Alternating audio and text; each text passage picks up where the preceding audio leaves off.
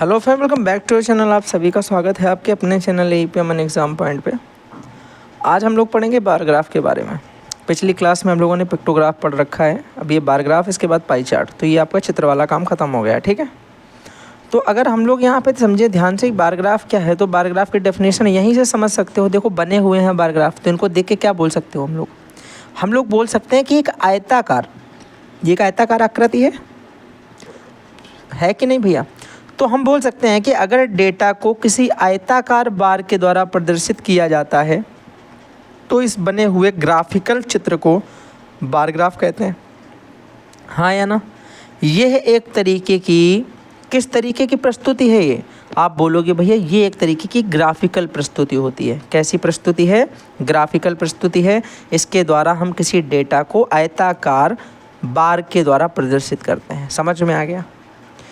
तो ये इसकी डेफिनेशन एकदम सिंपल है, इसलिए मैंने यहीं पे बता दी। अगर कुछ अलग होता तो मैं आपको लिख कर बताता हूँ, ठीक है। अब इसमें हम लोग सिंपल सा एक क्वेश्चन समझेंगे। और देखो ये ज़्यादा तक क्या होता है कि सबको पता होता है। पिछला पिक्टोग्राफ पढ़ रखा है, same to same pie chart वाला था। मतलब पाई चार्ट सेम होता है वैसे ही, पाई चार्ट नहीं, पाई चार्ट अलग होता है, बार ग्राफ भी वैसे ही सेम लगभग है, ठीक है। इसमें आयताकार दिखाएंगे, उसमें चित्र बना देते थे। पाई चार्ट अलग है, उसमें हमें डिग्री का गेम थोड़ा समझना पड़ता है, पर समझा दूंगा, परेशान मत हो। अब ध्यान से सुनना। आपको मान लो एक प्रीवियस ईयर का कोई क्वेश्चन उठा लेते हैं, 2018-19 का। मान लो एक आपको यहाँ पे दे रखा कि हिंदी में कितना आया है। हिंदी में किसी के आए हैं 39 नंबर, अंग्रेजी में किसी के आए हैं 45 नंबर, गणित में किसी ने 75 अंक प्राप्त किए,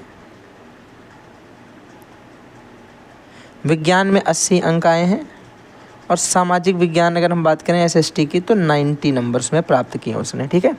एसएसटी अच्छी है इसकी। और इस तरीके से हम लोगों ने क्या किया, ये हम लोगों को बॉक्स बना कर देगा। हमसे देखो सीधा बॉक्स नहीं बन पाएगा, क्योंकि आपको पता है टैब पे लिखना काफ़ी ज़्यादा टफ है, ठीक है।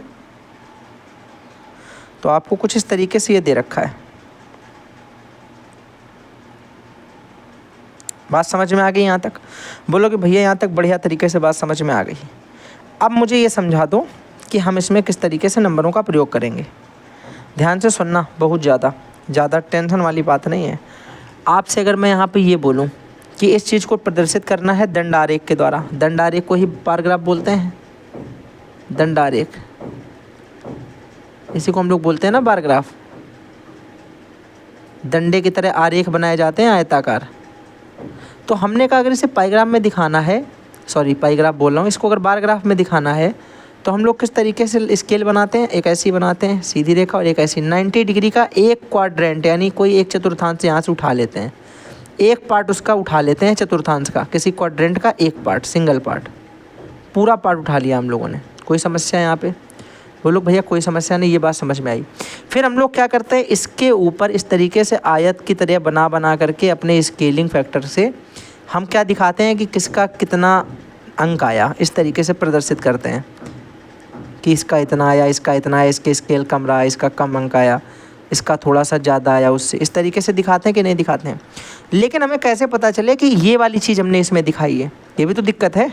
हमें कैसे पता चलेगा कि हमने ये जो दिखाया है ये इससे संबंधित है? तब इसका संबंध देखो कैसे स्थापित करते हैं। आप बोलोगे भैया ये जो हमें चार्ट दे रखा है, इस चार्ट को अगर हमें प्रदर्शित करना हो तो हम लोग सबसे पहले क्या लिखेंगे? नीचे हम लोग लिखते हैं विषय वस्तु को, ऊपर लिखते हैं हम लोग डाटा। यहाँ पर हम लोग डाटा लिखते हैं और यहाँ पर हम लोग विषय वस्तु लिखते हैं। ये बात याद रखना। मतलब क्या है? विषय वस्तु का मतलब हो गया जैसे ये हिंदी है, फिर अंग्रेजी है, फिर मेरे भाई गणित है, फिर क्या हो गया? विज्ञान हो गया, और फिर एसएसटी हो गया। ये बात समझ में आ गई? तो बोलोगे भैया यानी इसका एक स्केलिंग फैक्टर तो ऐसा चला जाएगा, सीधी रेखा ये वाली, और दूसरी मेरे भाई चली जाएगी ऊपर की तरफ ऐसी। हाँ या ना? थोड़ा सा छोटा बन पाएगा यहाँ पे क्योंकि जगह कम है, ठीक है। यहाँ पे समझना। तो बोलोगे भैया इस तरीके से, या फिर हम एक काम करते हैं, ये ऊपर वाला इसको बिगाड़ देते हैं। अंक आप केवल याद रखो, बाकी हम लोग बनाएंगे तो इसको बिगाड़ देंगे। हिंदी के 39 है ना, ऊपर लिखे दे रहे हैं कि हिंदी के 39 हैं, अंग्रेजी के 45 हैं, गणित के 75 हैं, विज्ञान के 80 हैं, एसएसटी के 90 हैं, ठीक है। ये हैं हिंदी के, ये हैं इंग्लिश के, ये हैं मैथ के, ये हैं साइंस के और ये हैं SST के, ठीक है। अब हम बाकी इस चीज़ को बिगाड़ रहे हैं क्योंकि डाटा आपको पता है ना कैसे दिया जाता है, एक बार समझा दिया है। अब मान लो यहाँ पे वही चीज़ लिखी है, बस ऊपर कर दी क्योंकि जगह कम है। तो बोलोगे भैया अब इसको हम और ऊपर बढ़ा लेंगे इस तरीके से, हाँ या ना? बोलोगे बिल्कुल सही। क्या भैया यहाँ पे हम 1 से शुरुआत करें, 1 से, कि ये 1 है, ये 2 है, ये 3 है, ये 4, 5, 6, 7, 8, 9, 10। क्या मैं ये करूं? आप बोलोगे भैया एक तो ये बहुत ज़्यादा पास हो गए हैं, इनको इतना पास हमें नहीं रखना है, हमें थोड़ा थोड़ा दूर डाटा सेट करना है। तो हम लोग उसमें इस थोड़ा सा बड़ा स्केल मान लेंगे, क्या दिक्कत जा रही है? मान लो हमने इतना ये किया, हमने कहा एक ये है, 2, 3, 4, 5। भैया इसका मतलब क्या है? आपने तो सिर्फ 5 बनाया, नंबर तो हमें 90 तक जाने हैं ना। कहाँ तक? 90 तक। आपने तो केवल 5 बनाए हैं, इसका मतलब आपने सही नहीं बनाया है अभी। हमने कहा सही बना। देखो अगर इसको हम 20 मान लें, पहले को 20 मानो, दूसरे को 40 मानो, फिर 60 मान लो, फिर 80 मान लो और फिर 100 मान लो। इसका मतलब भैया इसको क्या बोलोगे? इसका मतलब ये होता है कि इसके बीच की दूरी स्केल से बनाओगे तो 1 सेंटीमीटर होगी कि नहीं होगी? हम लोग स्केल क्या मान रहे हैं कि 1 सेंटीमीटर बराबर 1 सेंटीमीटर इक्वल टू 20। 1 सेंटीमीटर को पैमाना माना हमने 20। तो 1 सेंटीमीटर देखो ये 0 से होगा, तो 1 सेंटीमीटर 20 बढ़ा, फिर 20 बढ़ा, फिर 20 बढ़ा, फिर 20 बढ़ा, हर 1 सेंटीमीटर पे 20 बढ़ रहा है। बात समझ में आ रही कि नहीं? बोलोगे बात समझ गए भैया। यानी अगर हमें हिंदी के 39 नंबर दिखाने हैं, कितने दिखाने? 39। बोलोगे देखो 40 वाला स्केलिंग फैक्टर ये बनेगा, 39 से थोड़ा सा नीचे यहाँ पे मान लो पॉइंट 39 जो है इस जगह बनेगा कहीं, तो हमने कहा यहाँ पे एक पॉइंट लगाया, ऐसे किया, सीधा ऐसे मिलाया, ऐसे मिलाया, ये कौन सा बन गया? बोलोगे भैया हिंदी का हमारा ग्राफ बन चुका है, ये हिंदी का ग्राफ बन के तैयार हो गया। दूसरा अंग्रेजी का है ना, अंग्रेजी का देखना भैया कितना है, अंग्रेजी का 45 है। हमने कहा 45 कहाँ होगा? ये 40 है, ये 45 होगा, ये 50 होगा, अंदाज़ा है ना एक 45 ये होगा। मैंने कहा यहाँ रख दो 45 के पास एक डॉट, तुमने कहा भैया ये रख दिया 45 के पास डॉट। आप कुछ ना करो, ऐसे एक लाइन खींची, ऐसे मिलाया और क्या कर दिया? ये अपना ग्राफ तैयार कर दिया। कोई समस्या? आप इसे डार्क करो ना करो आपका मन, ठीक, मैंने कर दिया ताकि आपको साफ दिखाई पड़े। बाकी आप ऐसे बना सकते हो, ज़रूरी नहीं कि आप ये इसको हाईलाइट या फिर डार्क करो, ठीक है। तो ये बात आपको समझ में आ गई कि नहीं आ गई? बोलोगे भैया अब हम मैथ का खुद ही बना लेंगे, 75 है हमें पता, 75 जो है वो 80 से कम यानी यहाँ पे होगा।